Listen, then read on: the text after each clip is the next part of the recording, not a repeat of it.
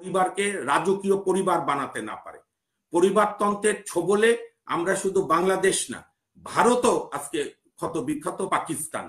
এই উপমহাদেশের সবচেয়ে বড় ভাইরাস যদি, সেটা হচ্ছে রাজনীতিতে অন্ধ পরিবারতন্ত্র। দ্বিমত করি, হয়তো রাজনৈতিক দলদের অনেকের কাছে সংস্কার ভাল লাগছে না, কিন্তু জনগণ সংস্কার চায় এবং সংস্কার পরিবর্তন না করে যেন তেন নির্বাচন করলে শহীদদের আত্মার প্রতি অবমাননা হবে। স্লোগান বা গণতন্ত্র চাই চাই বলে চিৎকার করে। আমাদের রাজনৈতিক নেতৃত্ব তো 8ই আগস্ট ব্যর্থ হয়েছে। আমরা তো দেখলাম সব একদম নতুন বরের মতো পায়জা পাঞ্জাবি বদলিয়ে স্যুট টুট পরে তো সেনা ভবনও কয়েকবার গেল, বঙ্গভবনও 3-4 বার গেল। দেখেন, আওয়ামী লীগ তো আপনি নিষিদ্ধ করেননি। আওয়ামী লীগের নেতা সালমান কি বলবে যে ডক্টর ইউনূসকে সহায়তা করো? কি মুশকিল। আওয়ামী লীগ তো তার নেতা নেত্রী নিয়েই থাকবে। বিএনপি যেরকম তার নেতা নেত্রী নিয়ে আছে, যে যে যে দল করে তার নেতা। আমাদের তো ওই উপলব্ধি হয়নি। আপনার এখানে জয়েন করার আগে শুধু হুমকি ধমকির মধ্যে নাকি? আমরা তো এর আগেও দেখেছি যে আওয়ামী লীগের বিভিন্ন কর্মসূচি, কিন্তু শেষ পর্যন্ত দেখা যায় 2-1 জন আসে আবার পালিয়ে যায়। এটা নিয়ে আপনি যে গুরুত্ব দিচ্ছেন, আমি এটা গুরুত্ব দেওয়ারই পক্ষে না। এটি আমি কগনিজেন্সি নেওয়ারই পক্ষে না। যদি কর্মসূচিতে নামে, জনগণ তার প্রয়োজনীয় ব্যবস্থা নেবে। আমাদের যেটি দরকার, যেটি দেখলাম ভালো লাগলো বহুদিন পর, চরমোনায় পীর সাহেবের দলের সঙ্গে বিএনপির ঐক্যবদ্ধের 10 দফার প্রথম দফা দেখলাম যে ফ্যাসিবাদের খুনিদের এবং বাংলাদেশের সমস্ত সম্পদ লুণ্ঠনকারী, ব্যাংক লুণ্ঠনকারীদের বিচার করতে হবে। আমাদের কোন অবস্থাতেই এই সরকারের ব্যর্থতার জন্য আমরা ফ্যাসিবাদীদের বিচার চাইব না। যারা লুটপাট করেছে গত 15 বছরে, ব্যাংক লুটপাট করেছে, শেয়ার বাজার লুটপাট করেছে, আমার ছেলে মেয়েদেরকে হত্যা করেছে, ইলিয়াস আলী সহ বিভিন্ন জনকে গুম খুন করেছে, আপনার আয়নাঘর চালিয়েছে, এই ইস্যু থেকে আমরা সরব না এবং আমার বিশ্বাস আন্দোলনকারী শক্তিও সরবে না। এই সরকারের সাকিব আলী সাহেব অভিজ্ঞ মানুষ, তার দৃষ্টিতে অনেক ভালো হয়েছে। আমার কাছে মনে হয়েছে যে ভারত ইস্যুতে এই সরকার এখন পর্যন্ত যে সাফল্য দেখিয়েছে, ইন্টারনাল ইস্যুতে নিশ্চয়ই ব্যর্থতা আছে। এবং সেক্ষেত্রে আমি আপনার এখানে বারবার বলেছি, এটা তার মানে এই না যে এই সুযোগে যেন তেনভাবে নির্বাচন করতে হবে। প্রয়োজনে উপদেষ্টা বদল করে দিতে হবে। আরো যোগ্য উপদেষ্টা আছে, তাদেরকে আপনার উপদেষ্টা মন্ডলীতে আনতে হবে, বা প্রয়োজনে একটা জাতীয় সরকার হবে। কিন্তু 72-এ যে ভুল আমরা করেছি, 90-এর পরে যে ভুল করেছি, আবারও এই দামাদলে শুধুমাত্র নির্বাচন করলে আমাদের সব সমস্যা সমাধান হবে, অতীতে হয়নি। সেই ফাঁক ফোকর, সেই ব্যবস্থাকে বন্ধ করতে হবে, যে ব্যবস্থা ফ্যাসিবাদকে সৃষ্টি না করতে পারে, যে ব্যবস্থা নেতাকে, পরিবারকে রাজকীয় পরিবার বানাতে না পারে। পরিবারতন্ত্রের ছোবলে আমরা শুধু বাংলাদেশ না, ভারতও আজকে ক্ষত বিক্ষত পাকিস্তান। এই উপমহাদেশের সবচেয়ে বড় ভাইরাস যদি, সেটা হচ্ছে রাজনীতিতে অন্ধ পরিবারতন্ত্র। এবং এটা শুধু কেন্দ্র থেকে না, জেলা উপজেলায় বাপ এমপি হলে ছেলে এমপি, ছেলে মদ হোক, গাঁজাখোর হোক, ইয়াবাখোর হোক, ছেলে না থাকলে ছেলের বউ এমপি, সে জীবনে কোনদিন রাজনীতির না জানলেও। এই পরিবারতন্ত্রের কুফল থেকে আমাদের বের হতে হবে। আর আপনি যেটা বলেছেন, বিএনপি প্রোগ্রাম দিচ্ছে, বিএনপি একটি বড় রাজনৈতিক দল, জনপ্রিয় রাজনৈতিক দল, সংগ্রামী রাজনৈতিক দল, সে বিএনপি কর্মসূচি দেবেই এবং দেওয়াই উচিত।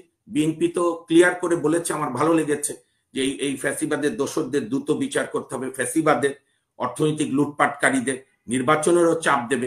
কিন্তু সেখানে বিএনপির সাথে ছাত্রদের যে সংঘর্ষ বা দ্বন্দ্ব, এখানেও তো দ্বন্দ্ব হবে।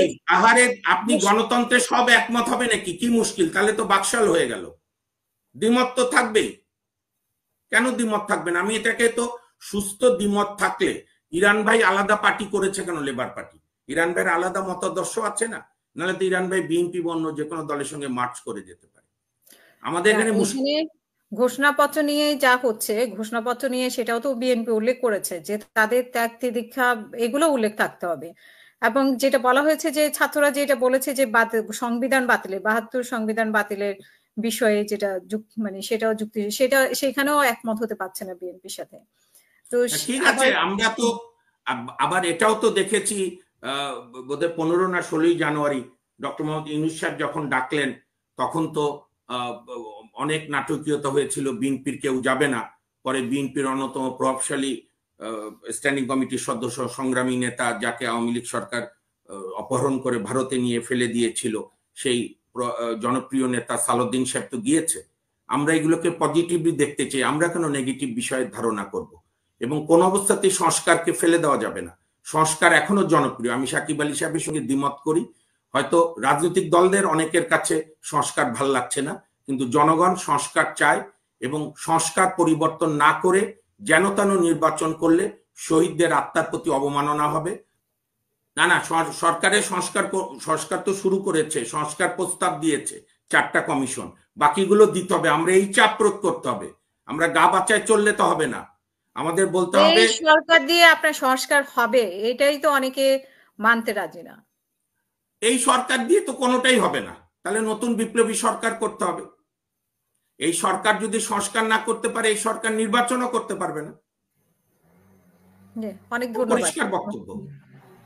এই সরকার সংস্কার না করতে পারলে, এই সংস্কার সাকিব আলী সাহেবের সঙ্গে আমি একমত, এই সরকার আইন শৃঙ্খলা নিয়ন্ত্রণ করতে পারছে না ঠিক মতো, এই সরকার নির্বাচনও করতে পারবে না। নির্বাচন তো মানে এই না যে আমি জিতলে নির্বাচন সুষ্ঠু।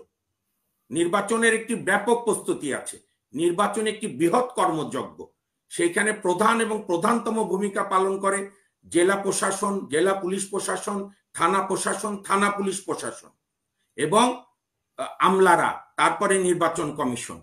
তো সুতরাং এই সরকার যদি সংস্কার না করতে পারে, এই সরকার নির্বাচনও করতে পারবে না।